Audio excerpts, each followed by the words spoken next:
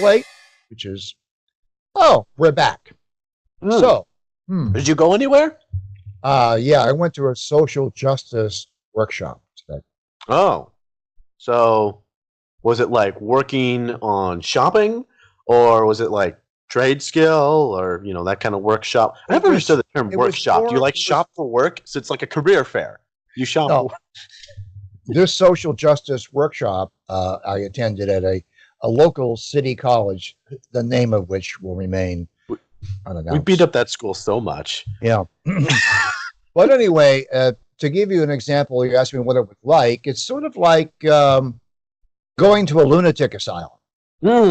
And it's very similar to that. But most lunatic asylums are not run by the inmates. No, I mean, I actually committed myself to a lunatic asylum in order to settle an accident case in San Francisco in 1975.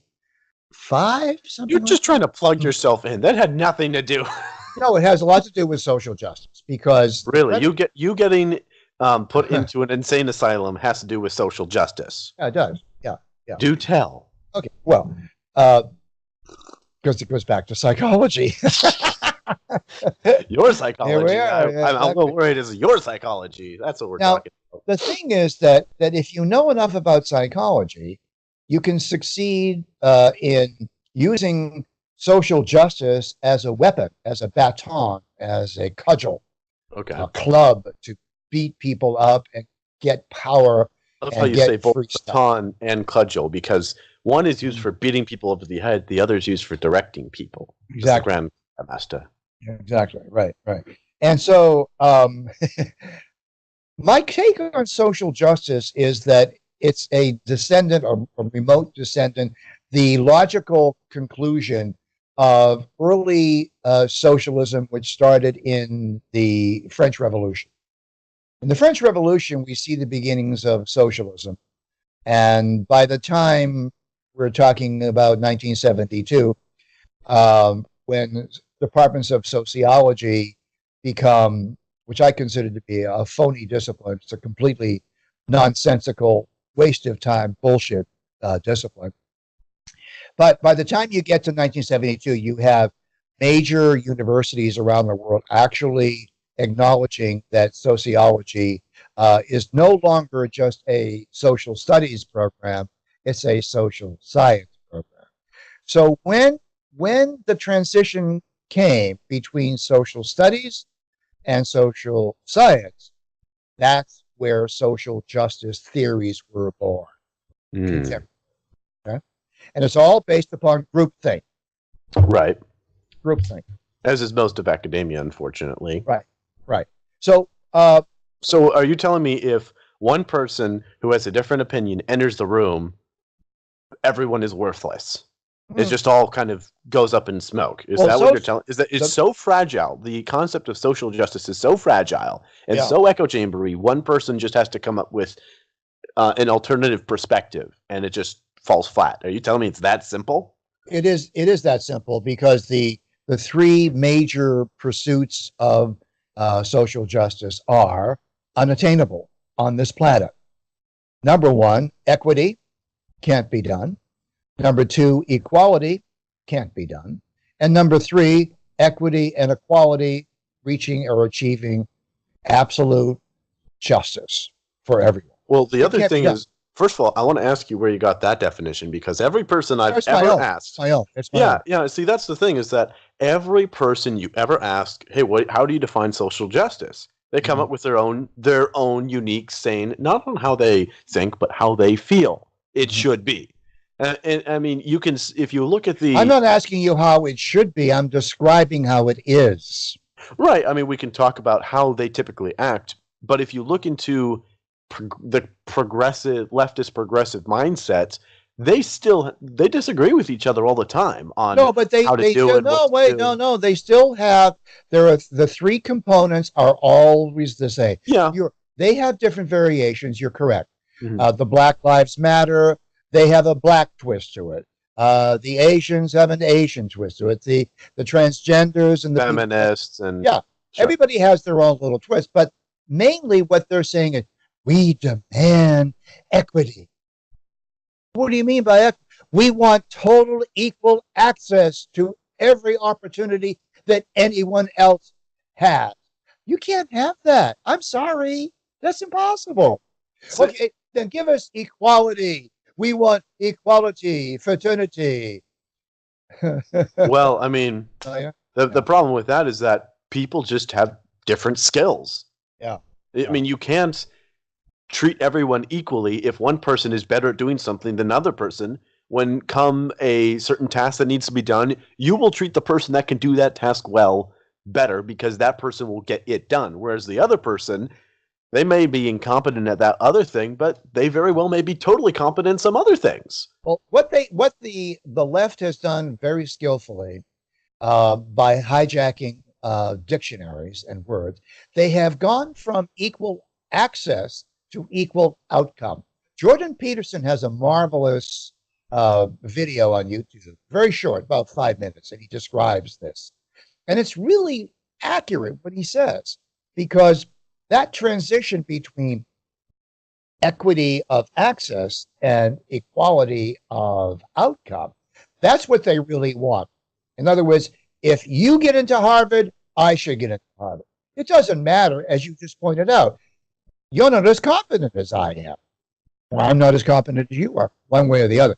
But because somebody's at Harvard, everybody should be at Harvard. It's ridiculous. Also, I mean, even the idea of equal access, I think that needs to do some drill down on what do you mean by equal access? Because some people, I mean, based on, like, say, location, for example, where is Harvard, Massachusetts, or something like that? It's in Cambridge, Massachusetts. Yeah. Yeah. Okay. So people living near that school, they were born there and they live there, it's going to be easier for them because they can personally meet professors and faculty, and they can learn how to, stuff like that. Whereas me, all the way over in California or Florida or Oregon, wherever, I have no connections to Harvard whatsoever. No. You got it all wrong. Now, you need to go to this social justice workshop. Here's how it works. Because you're a poor white Armenian child born in Goleta, here's how we're going to get you. First of all, you deserve to go to Harvard, whether you know it or not, because there are already other people at Harvard, and they're more privileged than you are because they go to Harvard and you don't. Okay, so here's how we're going to get you to Harvard. Here's how we're going to. Okay. We're going to fly your ass over there. We're going to give you. Wait. With the rest of the body, right? No, just the ass. Just the ass. Got it. Okay. Because you'll need that in college. Everything goes into the ass. Oh, I can leave my brain, but I can leave my brain and stuff behind. Well, your brain is in your ass. Okay, that's the problem. Sorry, I'm trying to keep up. Okay. I'm a Harvard grad now. I need to. How else are you going to get a phony PhD from Harvard unless your brains are in your ass? It can't happen the other way. So we're going to fly your ass and maybe your brain from Goleta to Cambridge. Okay. We're going to give you a free apartment. We're going to give you free tuition, a free car, free books, free meals, and a girlfriend or a boyfriend or both, whichever you want, to make you equal, to have an equal outcome. Oh, by the way, if you should fail an exam, don't worry about it. You belong to a protected group, a minority group. You don't have to pass exams. Okay, let's say my passion and my dream is to become a film director, a successful film director. Let's just say that. So you talked about I'm going to get a free car, I'm going to get a free apartment, free food. Yep. So, who exactly serves me food? Because now we live in a socialist utopia. I'm very curious how many people want to spend the rest of their lives serving me food. Because that's why we're going to robots serving food at fast food. Okay. So it's going to take a little while to get perfect equity, perfect equality. And that's why we need science and technology to build little robots to feed you. Oh, okay. Okay, so and sex dolls. We'll make sex dolls so you can have your sex. Right. Okay. Uber cars driving you around. You won't even have to have a car. You see, all these programmers, these robot makers, they're just going to do it for me, without me paying them anything for their services. No, it's just gonna No, the government is going to demand that Okay. they Oh, work okay, well. okay. The So government. I'm gonna try this again because I'm a Yeah. Harvard grad now. I'm You're I'm pretty very stupid. stupid for a I'm Harvard pretty grad. stupid. I know you're So pretty I'm going to be transported over to to Cambridge, free, Massachusetts free, free of charge. for Yeah. free without. Okay, so the Right. professors will teach me. Yep. The government's paying for robots to feed Right. me and appease my appetites. Sexual inclinations. Appetites. I'm going to get a free car. The automakers are just going to make it Right. because the government is paying them. Right. Um, You don't worry and about grades, and you don't have to worry about grades because you're a minority. okay, so now I have to ask you. It seems like every resource is coming from the government. Now, where's the government getting its resources? Well, the government has now. That's the argument for making the government own everything. That's where the communist argument is. So that's the side of the argument that's communist. In order for us to give you perfect equity and perfect equality, everything has to belong to the state. Everything. But the thing is, where does the state get that original thing? It confiscates things, goods, right, and services from people who have been working as capitalists all of their lives. Right. But once all their money, all their resources have been put under the control of government, and I still need to finish my 16 years at Harvard. Right. I still need to finish those years because I'm stupid and incompetent, and I want to get my associate's degree there. Yeah, it takes me about 16 years. Yeah. Once they're all done with that, using all the capitalist resources, then what? Venezuela. It's called Venezuela. In other words, the whole thing falls down. Yeah. So I guess my choices are to live in an evil, oppressive, capitalist society, free market society, or go to Venezuela. Yeah, if you want the fast track to equality and equity, move to Venezuela. But that's not true. That's not true. Venezuela, they have a 1%. They have a top 1%, and that's people loyal to they left. The government. No, the 1% left last Thursday. You didn't get that memo, did you? Well. I mean, they went to Mexico, by the way. No. It's not even 1%, really. I mean, they would be privileged to have a 1%. They have a 0.00001%, and that's Maduro and the rest of his cronies. And then there's a sort of middle class, which is people who have pledged upon death loyalty to the government. Yes. They get to be first in line for bread lines. Yes. There's literal footage of these people, pointing guns at the majority of people to stay away from the food. And then these special privileged people get first pick, and then virtually nothing is left over for the starving masses. So to get return to the they do have a middle class in Venezuela, okay? Oh yeah, with guns, food police, the food police. Yeah. Anyway, so to get back to social justice, it's the biggest scam that it's the most recent descendant, great great great grandchild of Karl Marx. It's impossible to achieve. It's a useless enterprise because it does not value the competency of the individual. It does not recognize that there are natural differences between you and me. You're much brighter than I am. You're more talented than I am. And so therefore you're going to earn more money than I do. Okay. So this is why wherever socialism and social justice have been tried and searched for, they have always failed because it's impossible to perfect human beings. So why? This is something I don't know how much time we have. We got another about 10 more minutes, actually. Okay, good. Because this is another drill down point I want to get down on. And this is, why are the biggest advocates for social justice typically the 1%? It's really remarkable. I mean, Hollywood celebrities, media elites, professors at Ivy League universities, major politicians. These are the big social justice encouragers, people that advocate for it. And don't get me wrong, they have a grassroots following, but it seems like the loudest voices are people in that 1%. I mean, these Hollywood performers and these athletes and these elite journalists and professors, they are making six figures, and I believe well, that's why people are laughing at the ceremonies like the Oscars.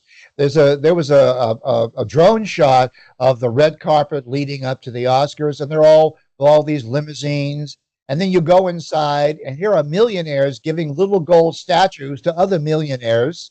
And what are they doing? They're bashing Donald Trump. They're bashing capitalism. They're extolling social justice, and they're extolling socialism. And people laughing at this. They don't even realize that people are laughing at them. They don't even know that. I mean, if you could explain that to me, that why is it that these people don't see the I mean, it's almost because as though they're actors.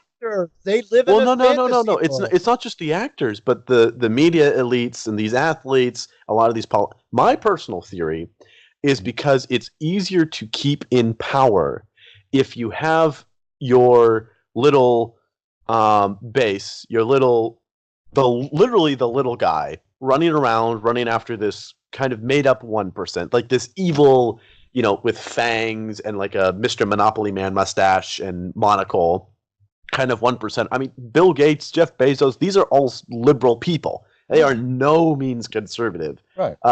Howard Schultz. I mean, these are all far, far left liberal guys. That's what boggles my mind is, Warren Buffett. Let me cut into this. Now you're dealing with a different class of socialists. Okay. The Hollywood people are just crazy. They're just living in a fantasy world. Oh, we can't group. So you're saying we can't group them in with these other people? No, we can't. You have to exclude them. Okay. The George Soros and the Bill Gates of the world and all the other tech giants that you mentioned.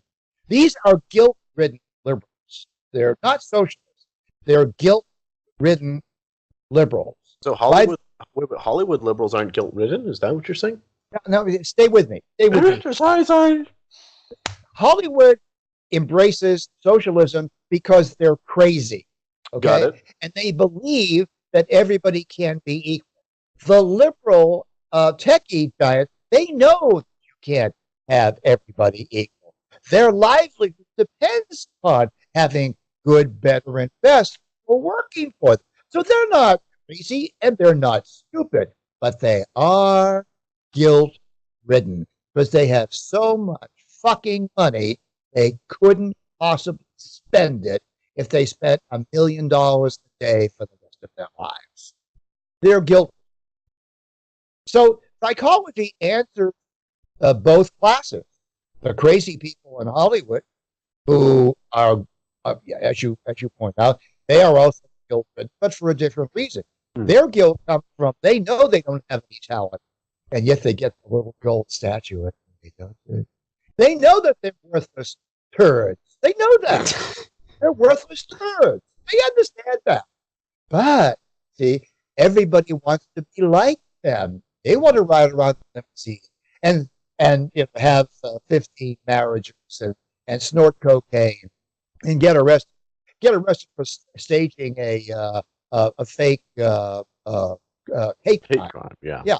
So they get away with all this because they're celebrities, but they're guilty nonetheless. Suicide rates, drug addiction, sexual perversion, sexual abuse, rampant in Hollywood. This is the reason why. But the guys and the women that you're talking about as liberal executive, socialists, they're not really socialists. They're just guilt-ridden liberals who understand that they will make more money if they pander to the socialists, if they posture, I'm on the side of the little guy. Yes. I want to thank all the little people. Used to be the cliche in the Hollywood Oscars. Right. Thank you. Well, Bill Gates says, not thank the little people. I want the little people to buy my bullshit. And here, I'll discount the bullshit. I mean, I would like to point out, Bill Gates, I think, has donated more money to AIDS research than any other person. And, I mean, kudos to him for that. That's a great thing. I'm not saying they don't, but they do it out of guilt. They do it out of guilt. They don't do it out of humanitarian. That's bullshit. That's pure bullshit. You're old enough to make a call on that. I'm simply going to call myself too young to say what their personal reasons are. Shoe company? Is it Tom's Shoes that they give away? Tom's Shoes. I think I know they give away a pair to some kids in Africa or something like that. And when you buy it at the store, there's a little tag, and it virtue signals. I love the phrase virtue signal. So these multi-billionaires, they are very deeply aware of the cash value of virtue signaling.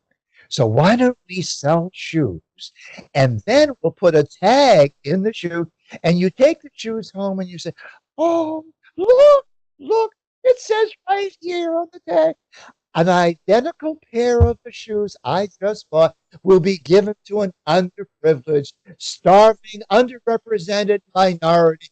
Poor child. But what's really ironic about that whole charity thing is they actually are destroying the shoe business in Africa, because we give away so many shirts and shoes and this and that. It's impossible for small businesses to start up, because they are getting so much free stuff from America. They can't even make a shoe bit. They can't. We're taking the rice bowls away from people who depend upon a low-paying job, because that's all they have, and that's all they're ever going to get. By the way, I know it's a whole I mean, it's vicious cycles like that. I mean, getting back to social justice. I mean, you were just talking about how out of guilt we give away stuff to to these developing nations, but the sad irony is that we're destroying them because they don't have a chance to make their own shoes, which would if some guy was to make a business, he would employ other people, giving them jobs and money, and he would be making a local product that would benefit that local economy. I mean, it superficially sounds selfish, but if we instead just made a better American shoe, let's say just twice the value of a shoe, double the value of the shoe, ironically, we would be serving both ourselves and them better. Look who chased Amazon. Look who chased Amazon out of New York. We don't mention that name. We don't mention that name anyway. I didn't mention the name. I'm just saying they were chased out of New York, and 15,000 high-paying jobs are not now going to be going to New York. I don't know where they're going to be going. Nashville area. Fine. So, but to get back to because we're almost running out of time here. There are three categories of socialists. Three categories of socialists, right? Okay. There's the academic who has tenure for life, making $200,000 a year as a phony sociology professor, or a phony philosophy professor, or a phony sociology or political science professor. $200,000 a year. When they retire, they'll retire at 80 or 90% of their salary. Their ass is up on butter for years, and they love to preach, give everything away, free everything. No, the government will pay. So that's one kind. Academic socialists and social justice warriors, they don't have to worry. They're always going to be part of the 2%. Always going to be part of the 2%. Right. Not the 1%, but the 2%. The second category are the Hollywood types who are just lunatics. They're kind of like fame whores. Right. They do whatever they want. In the 30s, they embraced communism. They were members of the Communist Party. Then they were ratted out because the commies were killing millions and millions and millions of people. Right. So they kind of had to go walk that back. Okay. Well, maybe communism is not such a great idea. Okay. Then there's the third category, which is the techno business class. We haven't even got to the journalist class. No, we haven't. In fact, we're going to have to take up. Why don't we take up media as a separate topic? Okay, because we got to wrap this one up. You got to wrap this up. Move it. The third class is the techno business class, and they operate out of guilt, and they understand how to value signal and make more money by pretending to be a socialist. I'm not a socialist, but I play one on TV. Right. Bye, Alex. All right. You take care. Goodbye.